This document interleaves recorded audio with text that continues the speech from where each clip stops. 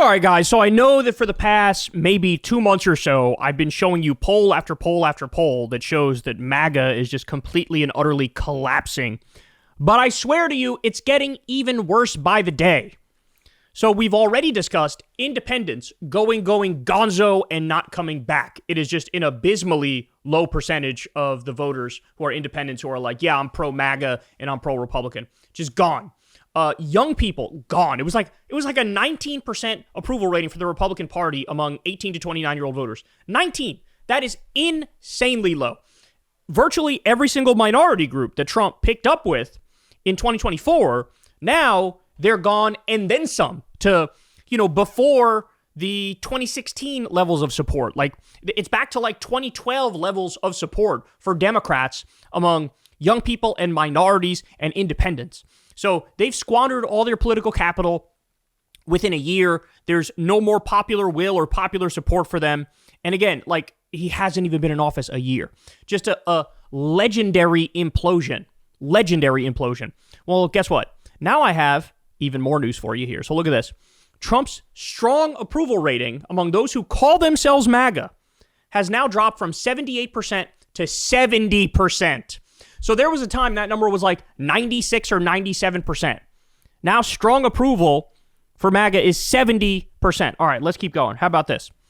A majority, 54% of Americans, agree that when it comes to politics and society, nothing really matters because powerful people will always do whatever they want. Extraordinarily bleak levels of nihilism. What happened to the golden age? Remember that? We have a new golden age. It's going to be amazing. It's going to be incredible. It's going to be the best thing you've ever seen. Well, now 54% of Americans are full-on political nihilists, and they believe that powerful people will always be fucking corrupt and will always be unhinged. Why? Because they're watching unhinged, corrupt people loot the treasury right now. They're watching MAGA hacks and billionaires loot the treasury right now. But ready for this? This one to me is the biggest one. Support for MAGA among Republicans is rapidly declining. Look at this. Now, it's literally down to 50-50 among Republican voters. It wasn't that long ago. This goes back to 2025 here, but you go back further than that. And of course, there'd be a time when it was 80, 90% of Republicans say, yes, I'm MAGA, and they're happy to call themselves MAGA. Now it's down to 50% that say they're MAGA. This is a floor if I've ever seen one. And by the way, let's be clear, Hillary was right. Hillary was right. Remember when she made the comments that got everybody pissed off, including me, by the way, and now I regret in retrospect going after Hillary for this. But she made the comment that, yeah, about half of the Republicans are deplorables. They're deplorables. Like, they're actively sadistic. They actually want to harm people who they dislike. And everybody was like, oh, you're generalizing. Why would you do that? Why would you say that? Again, I added to the pylon. I was wrong to do it.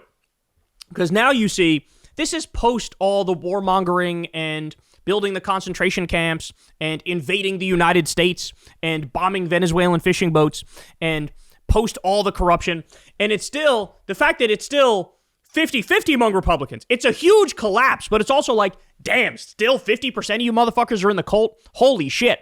There is nothing that Trump could do that would make, certainly, 30 or 40% of these people leave? 30 or 40 are going nowhere ever, right? It wouldn't matter. Even if there was a Great Depression and Trump was squarely to blame for it, they would still find a way to, it's the Democrats' fault and Trump is actually God. And so, but we're at 50-50 now, bro, which again validates Hillary's numbers that half of the Republicans are deplorables.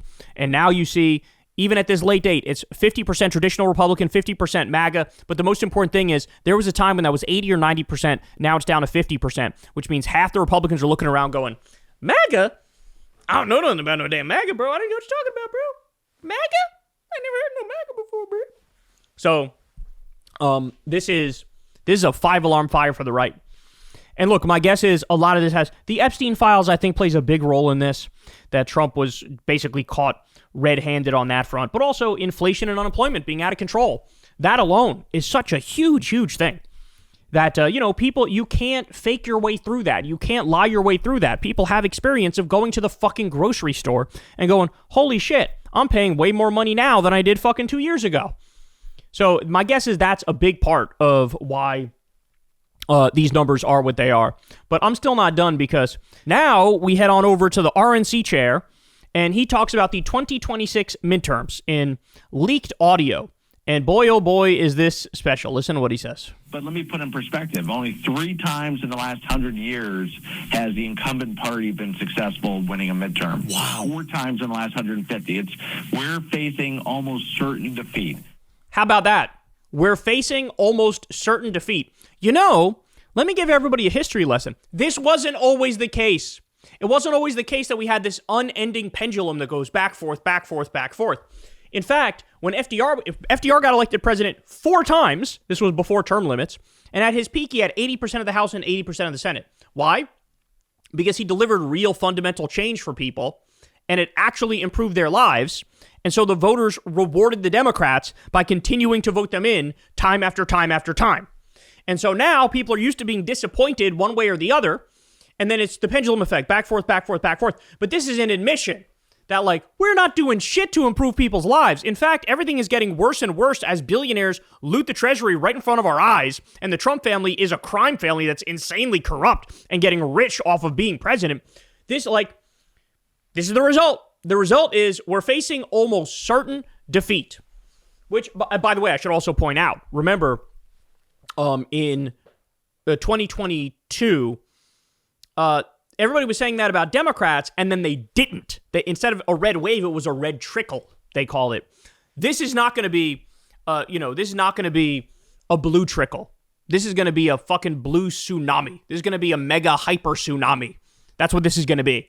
And they know it. They know it. And what's so crazy is it wouldn't even occur to them, well, I guess maybe we should buck our donors and tell them to fuck off and do stuff like raise the minimum wage and do Medicare for all and end the corruption and end the wars.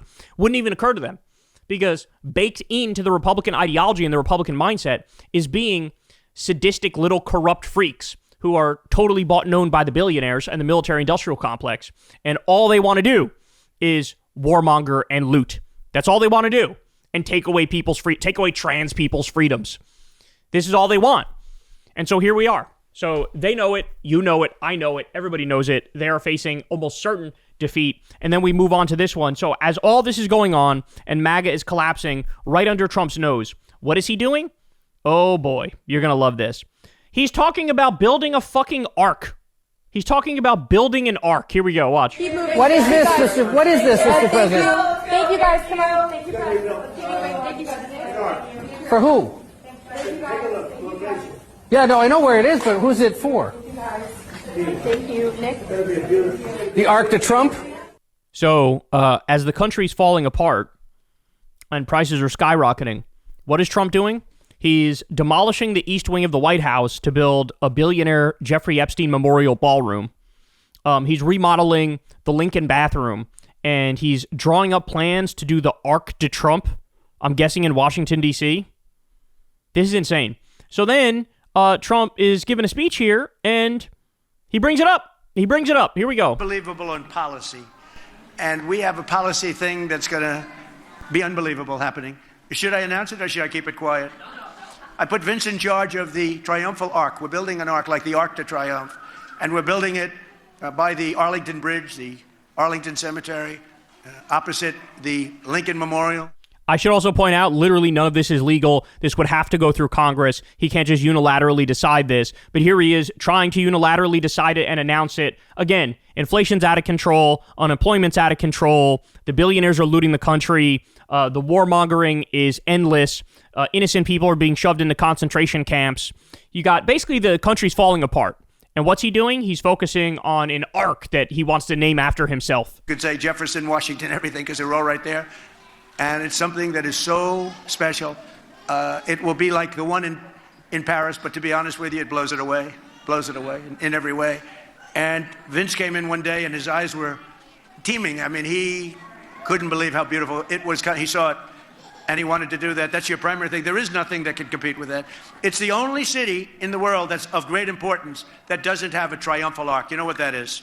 And this one is going to blow them all away. The one that people know mostly is the Arc de Triomphe in Paris, France. And we're going to top it by, I think, a lot. This is absolutely insane that he's doing this. By the way, this is what the real presidents are, giving him busy work with.